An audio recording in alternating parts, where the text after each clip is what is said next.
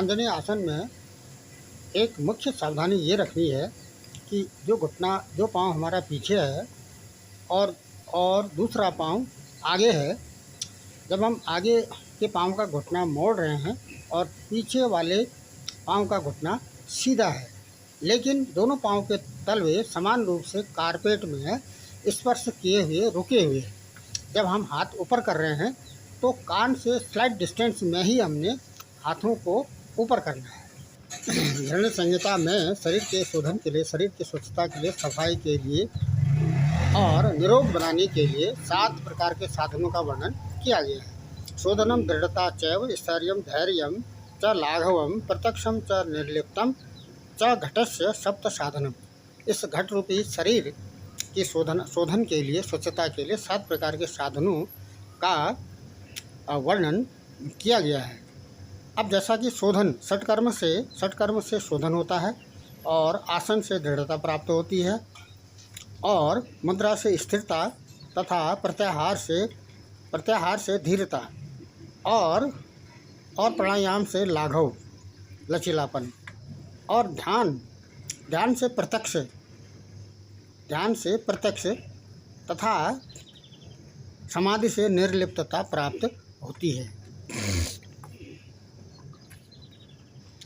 जैसा कि ये वृक्षासन है, वृक्षासन में कई प्रकार की सावधानियां हैं, लेकिन मुख्य रूप से जो सावधानी रखनी है वह यह है कि जो हमने पाँव सीधा खड़ा कर रखा है ज़मीन में, कारपेट में, तो उसके पाँव के घुटने में लोच नहीं लानी है, उसमें ढीलापन नहीं करना है।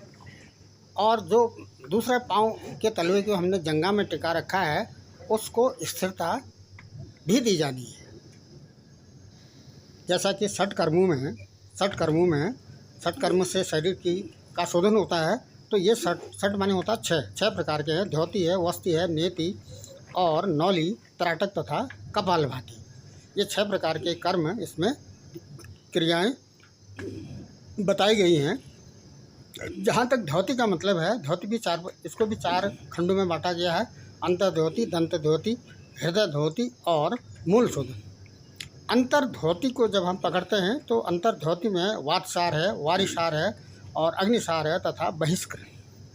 वात माने होता है वायु के द्वारा और वारी माने होता है जल के द्वारा और अग्नि के और बहिष्कृत। शीर्षासन में भी सावधानी मुख्य रूप से यह रखनी है कि जब हम सर पर के बल पर खड़े हो रहे हैं, उल्टा खड़े हो रहे हैं, तो हमने सर तथा हाथ की अंगुलियों में थोड़ा सा स्पेस रखना है। सर को पूर्ण रूप से हाथ की अंगुलियों में रोकना नहीं है, क्योंकि पाइवोट संधि है, उसमें आंशिक रूप से इसमें बाधा आने की संभावना रहती है। दूसरा, जब हम शीर्षासन में जा रहे हैं तो इसके कई स्टेप हैं।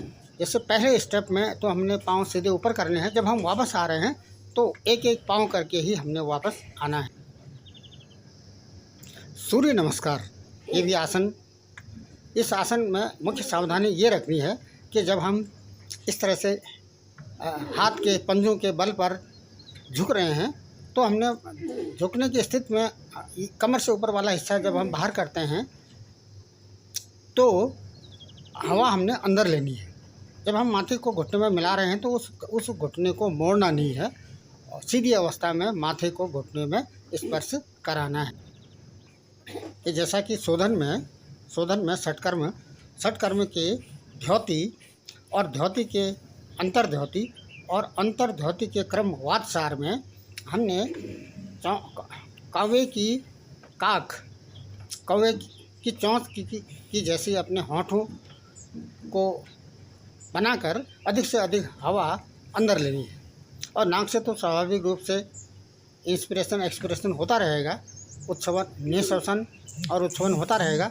अधिक से अधिक हवा हम अपने मुँह से पेट के अंदर भरते हैं। जब अधिक से अधिक हवा पेट में भर जाती है तो फिर हमने पेट को घुमाकर क्लॉकवाइज और एंटी क्लॉकवाइज घुमाकर उसे हवा को हमने मुख से डगार लेते हुए वापस बाहर फेंक देना है। ये वातसार, अंतर्धोती की वातसार स्थिति है। ये वातसार में वायु के माध्यम से हम पेट के अंदर, स्टोमक के अंदर जो अनावश्यक या हानिकारक पदार्थ हैं उनको बाहर कर रहे हैं।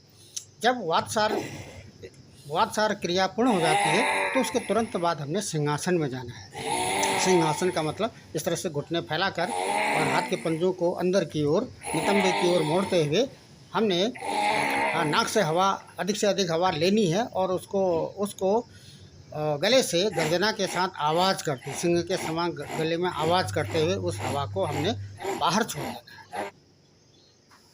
सिंहासन के तुरंत बाद मंडूक आसन में आ जाना है। कहने का मतलब ये है कि ये आसन और षटकर्म और जैसे में हम वातसार में जा रहे हैं तो उसके तुरंत बाद हमने सिंहासन में जाना है और सिंहासन के तुरंत बाद हमने मंडूक आसन की स्थिति में आ जाना है। अब ये जो स्थिति है ये अनुलोम विलोम की है। इसमें अनुलोम विलोम का भी एक निर्धारित क्रम है, जैसे रेचक है, कुंभक है और पूरक है। तो इस प्रकार से एक नाक से अधिक हवा अंदर लेना, उसको सामर्थ्य के अनुसार उसका 4 गुना अधिक उसको लंग्स में रोके रहना और 2 भाग उसका समय से मतलब है।